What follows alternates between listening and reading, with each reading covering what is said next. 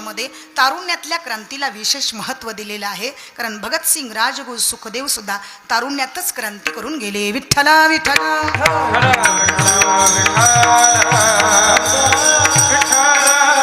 तारुण्यातली क्रांती आमच्या जीवनामध्ये फार महत्त्वाची आहे. संत सुद्धा तारुण्यात क्रांती करतात. माऊली महावैष्णव ज्ञानोबारायांनी क्रांती केली कोणती? वयाच्या 16व्या वर्षी ज्ञानेश्वरी आणि 22व्या वर्षी समाधी. फार तरुण वयामध्ये माऊलींनी आपला देह समर्पित केला विश्वाला. पण याच माऊलींनी जगामध्ये किती सहन केलं व हे आम्ही कधी पाहिलं का? नाही महाराज, माऊलींनी फार सहन केलं. फक्त सहन केलं एवढं ओळखतो आम्ही. जी माणसं सहन करतात सहन करतात सहन करतात, अंडरलाईन करून ठेवा जीवनामध्ये एक वाक्य.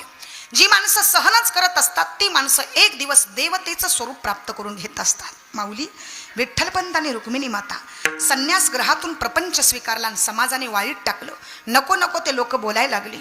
एका झोपडीमध्ये प्रपंच सुरू झाला आणि मग एक दिवस रखुमाईने प्रश्न केला, स्वामी अहो आपलं जीवन कसं तरी गेलंय, पण आपल्या मुलाबाळांना न्याय भेटावा. माझी विनंती आहे तुम्ही पैठणला जा आणि न्याय घेऊन या. पैठणला न्याय घेण्यासाठी विठ्ठलपंत आले, पण ब्राह्मण देवतेने न्याय दिला नाही. तर न्यायाच्या बदल्यामध्ये देहांत प्रायश्चित दिलं. हातात कागद घेतला आणि डबडबल्या डोळ्यानं विठ्ठलपंत पाठीमागं फिरले. ही चिमुकली चिमुकली भावंड खेळत होती. सपाट्यानं धावत आली. बाबा आले बाबा आले बाबा आले. हातातला कागद पाठीमागे लपवून घेतला आणि विठ्ठलपंत रखुमाईला पकडून त्या ठिकाणी सिद्धेश्वर भगवंताच्या मूर्तीच्या समोर गेले. हातातला कागद सिद्धेश्वर भगवंताच्या मूर्तीच्या समोर ठेवला आणि विठ्ठलपंत ढसा रडू लागले. रखुमाईने प्रश्न केला, स्वामी अहो तुमच्या डोळ्यात आतापर्यंत पाणी कधी आलं नाही, पण रडताय तुम्ही कोणासाठी? रखुमाई मी कोणासाठी रडत नाही ग, मी फक्त माझ्या माऊलीसाठी रडतोय, ज्या माऊलीला आपल्याला आता कायमचं सोडून जायचंय.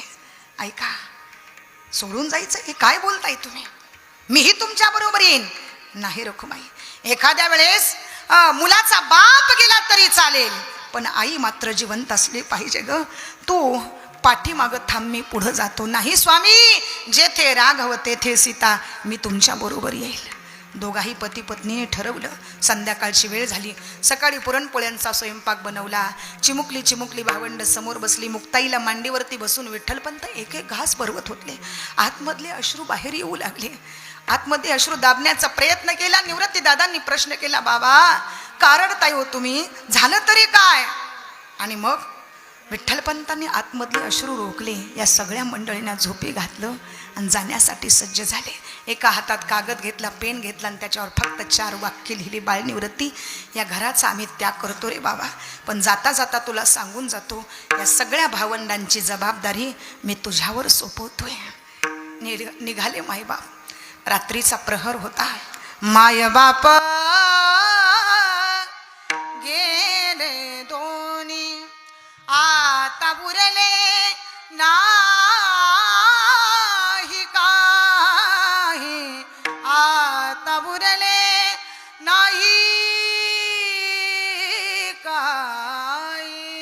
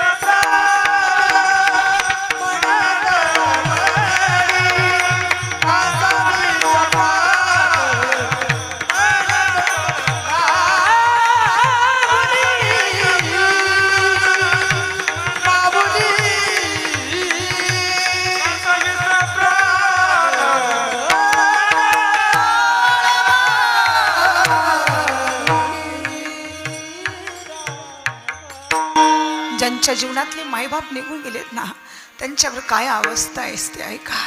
कासावे समाना प्राण तळमळे, ऐका याच्या पुढं सांगून जाते महाराज किती मोठं दुःख लपवलं. बांधल्या पेंडीचा तुटला आळा, तृणरानो माळा पांगले से.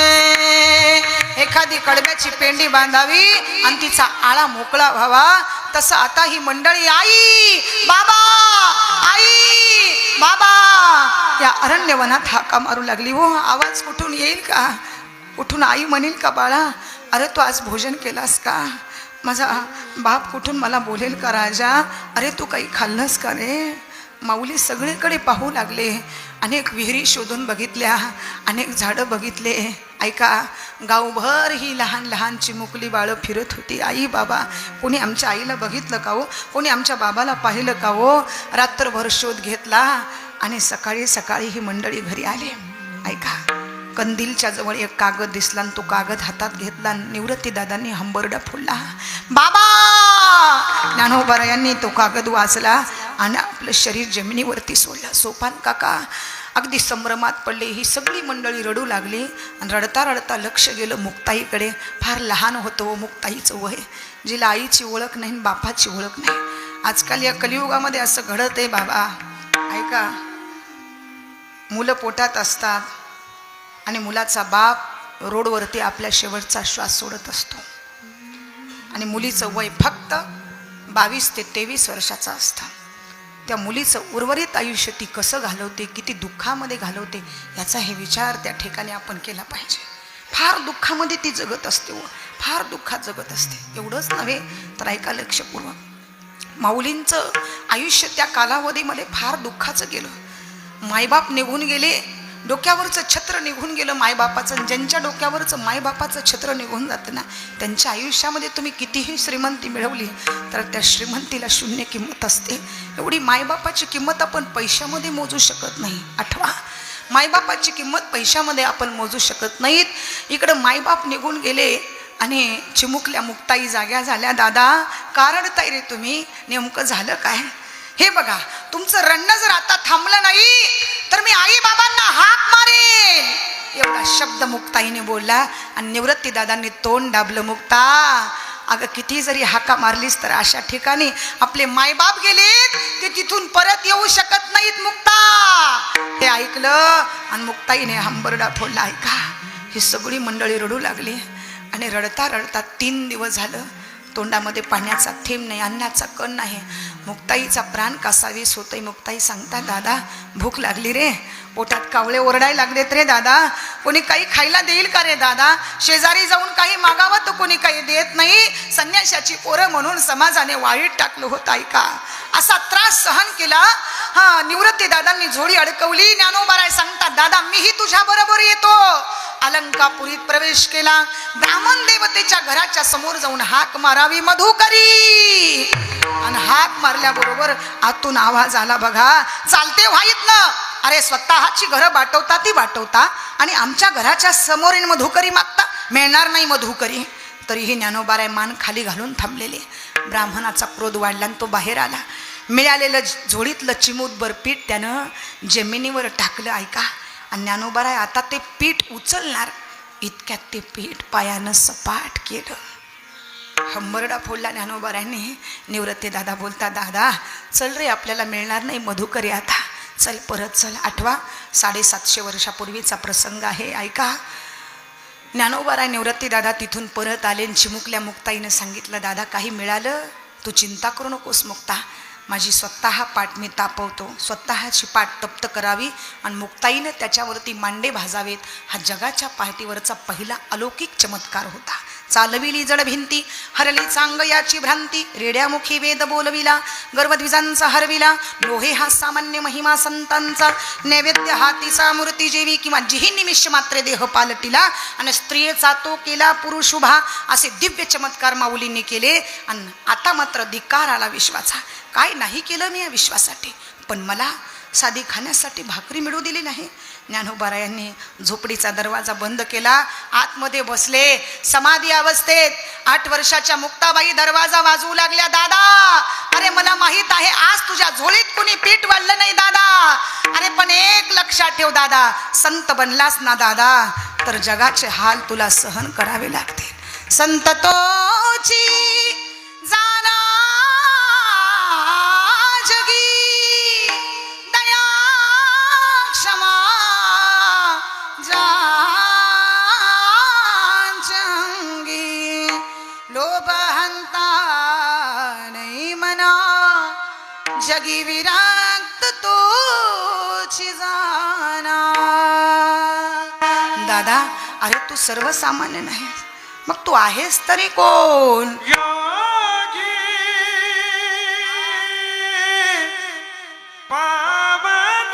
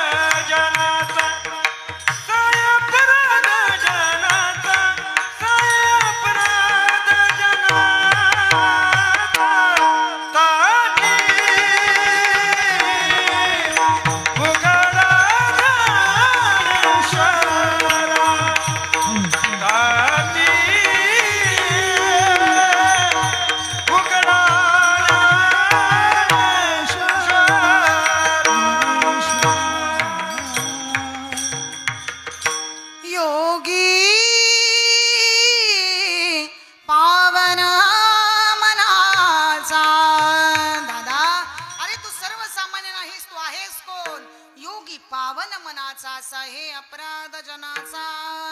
सगळं सहन करणारा तू आहेस. मी तुला काय सांगावं, फार लहान आहे मुक्ताई सांगते दादा. अरे मी तुझ्यापेक्षा लहान आहे, कोणी कोणासी सांगावे सार जाणून घ्यावे. लढीवाळ मुक्ताबाई जीव मुदल ठाईची ठाई. माझ्यासाठी नाही पण विश्वासाठी एक करा म्हणली, काय करावं? तुम्ही तारुणी विश्वतारा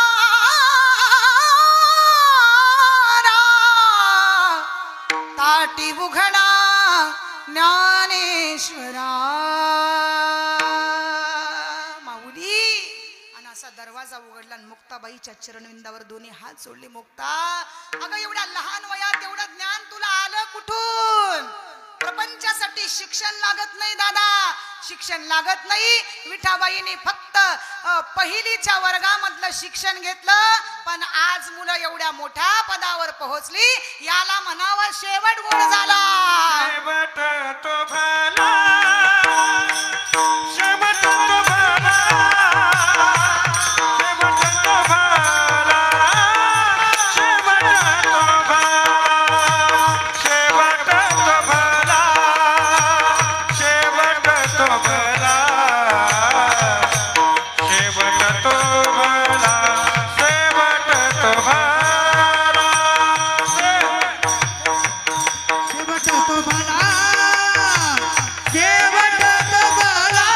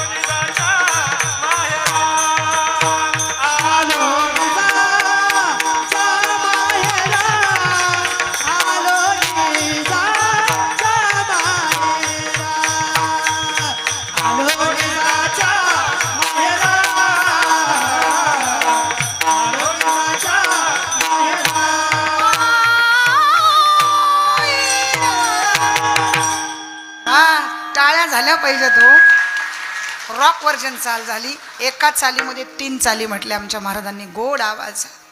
आपल्याला एकच चाल ऐकायला मिळते पण त्यांनी एका रागामध्ये 3 चाली म्हटल्या. कळालं का तुम्हाला?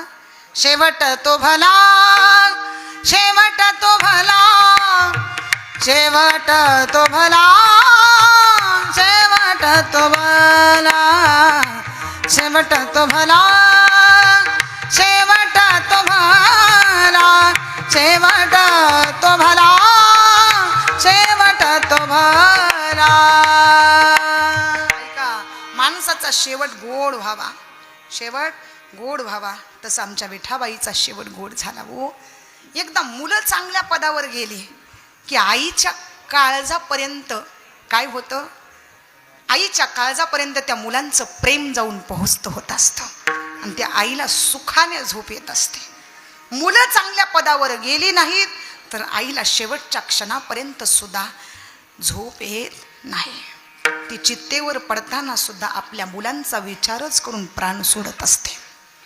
ती चित्तेवर पडल्याच्या नंतर सुद्धा आपल्या मुलांचा विचार करून प्राण सोडत असते. म्हणून आपली मुलं चांगल्या पदावर जावीत याच्यासाठी आईने काय केलं पाहिजे? ऐका, कयाधू गर्भवती असताना, कयाधू गर्भवती असताना गर्भामध्येच तिने काय केलं? आपल्या बाळाला शिक्षण दिलं. आपल्या बाळाला शिक्षण दिलं आणि गर्भामध्ये रामायण, महाभारत, ज्ञानेश्वरी, हरिपाठ हे सगळे ग्रंथ अवलोकन केले. पण आता हे सगळं कलियुगात उलट होत चाललंय महाराज. हरिपाठ, काकडान हे सगळं आम्हाला आठवत नाही. काकडा म्हणलं की लोक म्हणतात पाया आकडा. बरोबर आहे ना? ते आम्हाला सांगू नका ताई. हरिपाठ का डीजे एखादा लागू द्या, आम्ही तिथं नाचूत, पण आम्हाला हरिपाठ काकडा आवडत नाही. नित्यनेम नामी ते प्राणी दुर्लभ, लक्ष्मी वल्लभ तया जवळी. जन्माला आलेल्या मुलाला 5व्या दिवशी गळ्यात माळ घाला. ऐका, गळ्यात माळ घाला. तो पहिला संस्कार सांगते. माळ घाला. तिथून पुढं तो मुलगा मोठ्या पदावर पोहोचत होईल, चांगला शिक्षण घेईल, वृद्ध अवस्थेत जाईल. तोपर्यंत तो व्यसनाच्या आहारी जाणार नाही. त्याचं जीवनच संपलं जाईल पण तो व्यसनाकडे येणार नाही. हे संस्कार फार महत्त्वाचे असतात आणि ते संस्कार देणारी जगाच्या पाठीवर कोण असते? ती फक्त माय असते, माय. म्हणून ऐका, माईचे फार अनन्य उपकार आहेत आमच्यावर. किती उपकार आहेत या जगाचे. जेवढे संताचे उपकार तेवढे मायेचे उपकार आहेत. पण हल्ली माणसं माणसावर उपकार करत नाहीत. माणसं माणसावर उपकार करत नाहीत.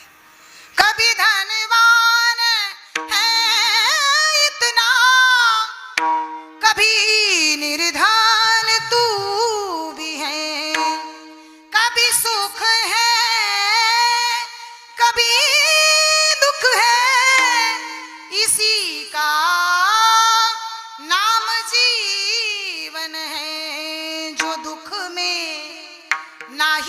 घबराए उसे इंसान कहते हैं, पराया दर्द अपनाए उसे इंसान कहते हैं.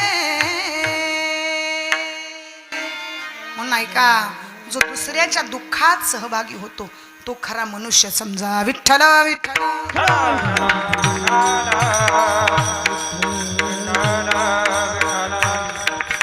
पूर्वीची माणसं संत येती घरान तोची दिवाळी दसरा.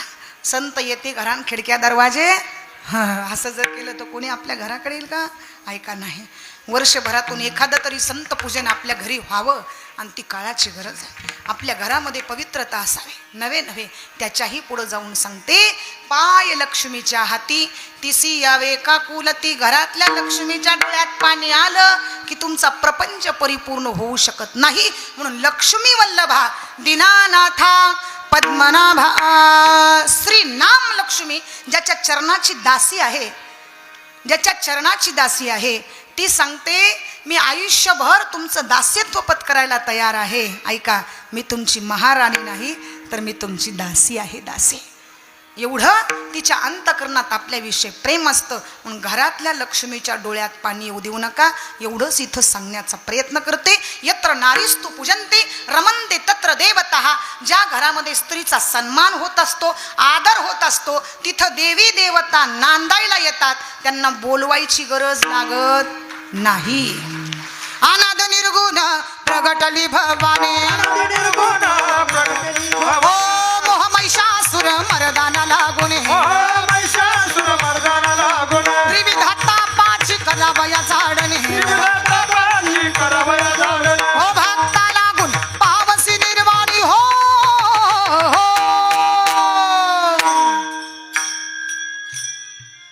आईचा जोगबा जोगबा जोगबा मागे, आईचा जोगबा जोगबा जोगबा मागे ना.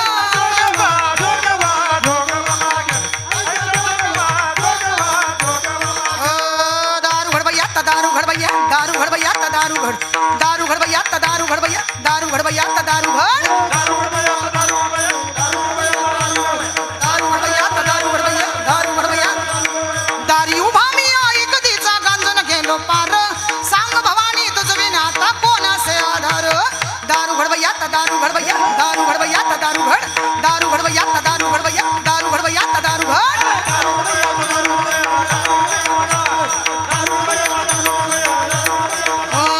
निज निज आज कुठे तू कशी तुला जागवू, स्वातंत्र्याची दात मला ती सांग कशी लाजवू. निज निज आज कुठे तू कशी तुला जागवू, स्वातंत्र्याची लाज मला ती सांग कशी दाखवू. स्वातंत्र्याचे अमृत देई, स्वातंत्र्याचे अमृत देई, नसे मागणे फार, नसे मागणे फार. भवानी माते दारू घट, अंबिका माते दारू, रेणुका माते दारू, हे महालक्ष्मी दारू घट, शांता दुर्गे दारू, हे सप्तशृंगी दारू, हे आदि माया दारू, हे चंडिका माते दारू घट, रेणुका माते दारू, हे दारू घड भैया दारू घड भैया दारू घड भैया दारू, दारू घड भैया दारू, हे दारू घट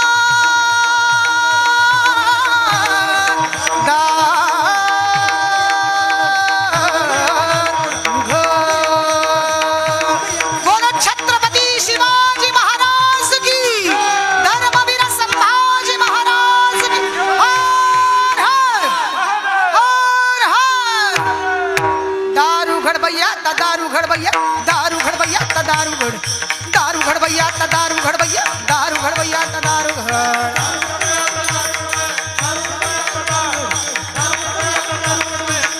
दारू घड.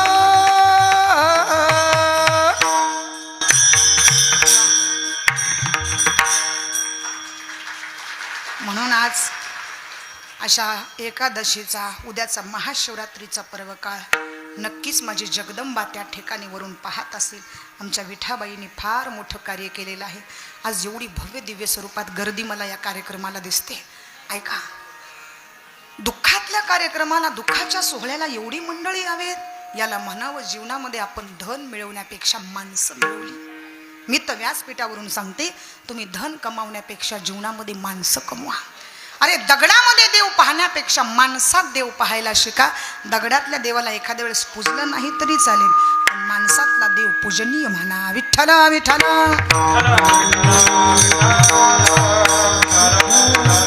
तुकोबाराय शेवट शेवट शेवट म्हणजे काय? जीवनामध्ये चांगलं काम केलं की त्या माणसाचा शेवट गोड होत असतो.